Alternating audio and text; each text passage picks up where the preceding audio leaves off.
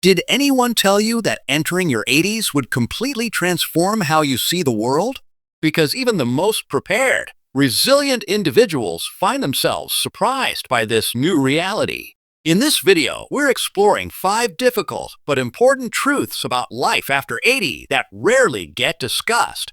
These aren't about wrinkles or doctor's appointments. These are the deeper, more personal shifts that change how you connect with others, how you view yourself, and how you navigate each day. Some might resonate immediately, while others might reveal aspects of aging you haven't yet considered. But they all share something essential. They fundamentally reshape your experience of later life. Stay with us until the end because while these truths may be challenging, understanding them can provide remarkable clarity, acceptance, and even joy. There's profound power in recognizing what you're experiencing and knowing you aren't facing it alone. If you find this video helpful, please like, subscribe, and turn on notifications so you don't miss our future content. Your support allows us to keep creating videos that matter. Now, let's begin. Number 1. The quiet redefinition of independence. One of the first unexpected realities after 80 is how the meaning of independence transforms. You've spent decades priding yourself on self-sufficiency, on handling life's challenges without burdening others. But now, independence takes on a different shape. It's no longer about doing everything yourself, but about the wisdom to know when to ask for help and the courage to actually do it. This isn't easy, especially if you've always been the one others relied on.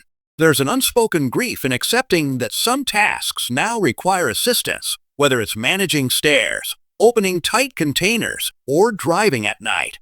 The first time you hand your keys to someone else or ask for help with something you've always done yourself, it can feel like surrendering a piece of your identity. What makes this particularly difficult is how society tends to misinterpret this transition. When younger people need help, it's called collaboration. When you need it after 80, too often it's seen as dependence. But here's what many miss. This new form of independence actually requires greater strength than the old version.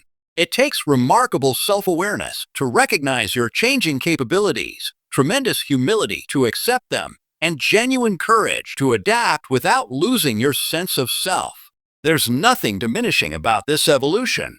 It's not weakness. It's wisdom in action. And redefining independence doesn't mean giving up autonomy. It means maintaining control of your life by making conscious choices about where you need support rather than having those choices eventually made for you after a crisis. Because true independence at this stage isn't measured by what you can do alone, but by how well you can orchestrate the life you want with whatever support that requires. Number 2. The unexpected emotional landscape. Something rarely discussed about life after 80 is how profoundly your emotional experiences transform. Feelings often become simultaneously more intense and more nuanced, creating an internal landscape few younger people could understand. A simple family photo might suddenly bring tears. A childhood memory might surface with startling clarity. The sight of children playing might evoke a bittersweet joy that's almost overwhelming. This emotional intensification isn't a sign of weakening control. It's actually your heart and mind processing a lifetime of experiences with newfound perspective. You're seeing the full circle of life in ways impossible at younger ages. You recognize patterns, consequences, and connections that were invisible before. And that awareness naturally deepens your emotional responses. What complicates this further is how others sometimes misinterpret these emotional shifts. Family members might grow concerned, friends might become uncomfortable, doctors might even suggest medication. But in many cases, what you're experiencing isn't pathological, it's profound.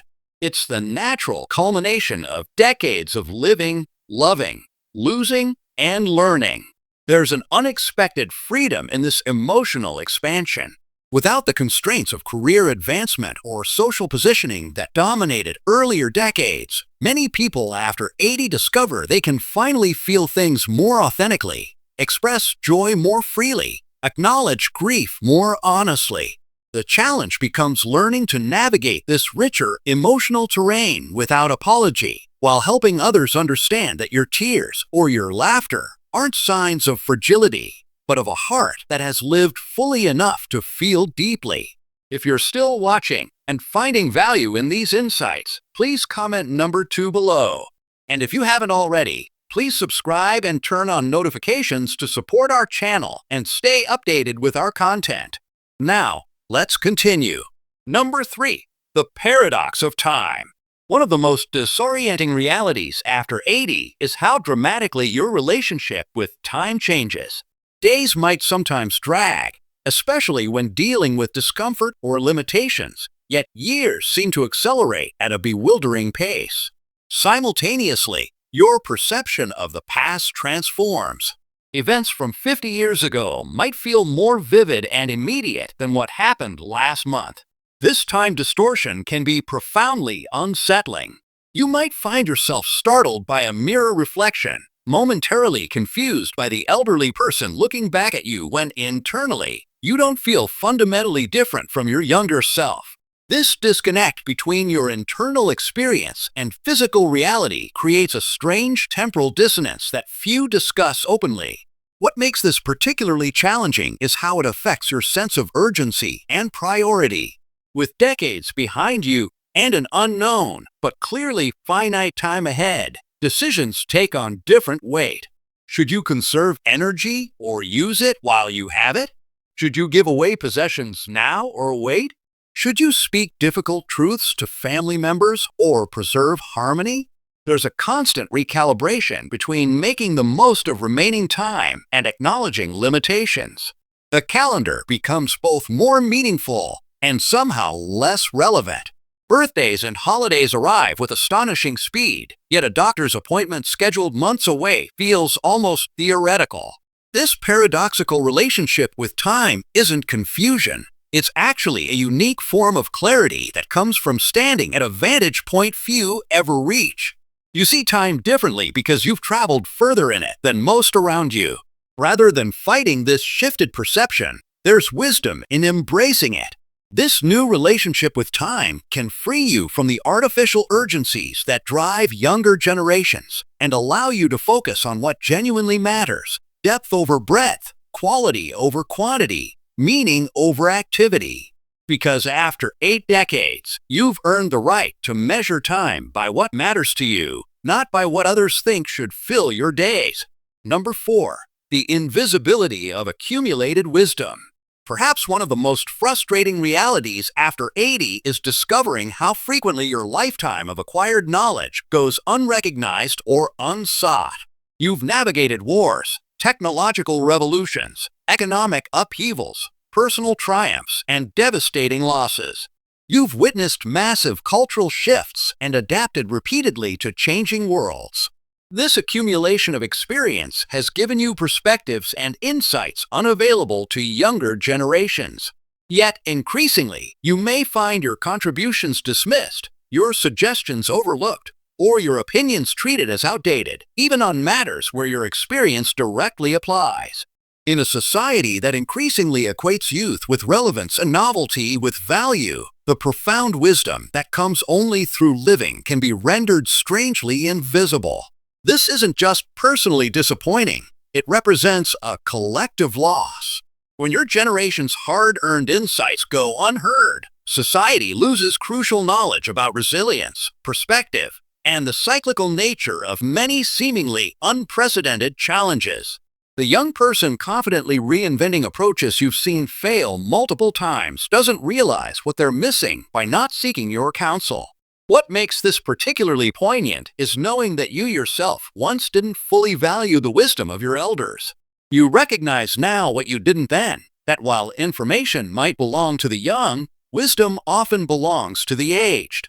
You understand that some lessons can only be learned through time and experience, no matter how intelligent or educated someone might be. The path forward isn't resentment, but strategic sharing. Your wisdom doesn't need universal recognition to have value. When you find receptive ears, whether among family, younger friends, or community groups, your insights can still transform lives and decisions. And there's a certain peace in recognizing that some wisdom isn't meant to be spoken but demonstrated through how you face challenges, how you prioritize what matters, and how you continue to grow even in your ninth decade. If you're still watching and finding these insights valuable, please comment number 4 below. And if you haven't already, please subscribe and turn on notifications to support our channel. Now, let's continue. Number 5. The freedom of final authenticity. The last truth about life after May 80th be the most liberating, the remarkable freedom that comes from no longer needing to conform to others' expectations. After 8 decades of navigating social pressures, professional demands, and family responsibilities, many people discover a profound liberation in finally being unapologetically themselves. The performance aspects of life, the careful self-editing, the strategic agreeableness, the energy spent trying to appear a certain way, gradually fall away, revealed as the unnecessary burdens they always were. What emerges is often a more direct, honest, and authentic self. You might find yourself caring less about superficial judgments, speaking more candidly, laughing more freely, or simply refusing to spend precious time on activities that don't genuinely matter to you. This authenticity isn't about becoming difficult or inconsiderate. Rather, it's about finally aligning your outer life with your inner values after decades of compromise. It's about recognizing that at this stage, approval seeking is an unaffordable luxury when time itself has become precious. What makes this particularly powerful is how it can transform your relationships. Some connections may fade as you stop maintaining one-sided efforts, but others grow remarkably deeper. When people love you for who you genuinely are rather than who you're pretending to be, the resulting bonds have extraordinary quality and meaning. Family members might be initially startled by your newfound directness, but many ultimately respect and value this authentic version of you.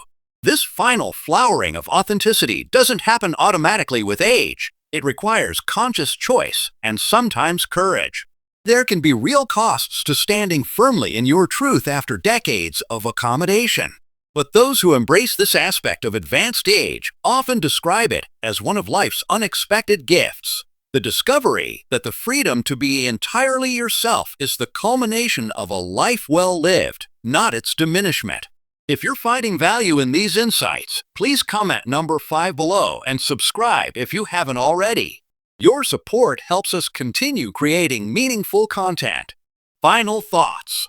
We've explored 5 challenging realities that often emerge after 80. The redefinition of independence, the changing emotional landscape, the paradox of time, the invisibility of wisdom, and the freedom of authenticity. Each represents both a challenge and an opportunity, a loss and a potential gain. What makes these truths difficult isn't just their practical implications, but how rarely they're acknowledged openly. When experiences remain unnamed and undiscussed, they can feel isolating, as if you're the only one facing them. But in recognizing these common realities, there's both validation and power. The later decades aren't merely about endurance or decline. They offer unique perspectives and possibilities unavailable at any other life stage. While younger ages focus on accumulation and achievement, these years can focus on meaning, connection, and a special kind of freedom. Not freedom from limitation, but freedom within it. The liberty to prioritize depth over breadth, quality over quantity, authenticity over appearance. Which of these 5 truths resonates most strongly with your experience, either personally or through someone you love? We'd appreciate hearing your thoughts in the comments. Share one insight that struck you and how you might apply it, whether in understanding an elder in your life or preparing for your own journey ahead. Your perspective might be exactly what another viewer needs to hear, because ultimately, these conversations matter. In sharing our experiences across generations, we create the understanding and connection that make every stage of life richer, more meaningful, and less isolating. Age brings change, certainly, but it also brings gifts that are uniquely its own. Thank you for joining us today. If you found this video meaningful, please like, share, and subscribe to support our channel. Your engagement helps us continue creating content that matters. We look forward to seeing you in our next video.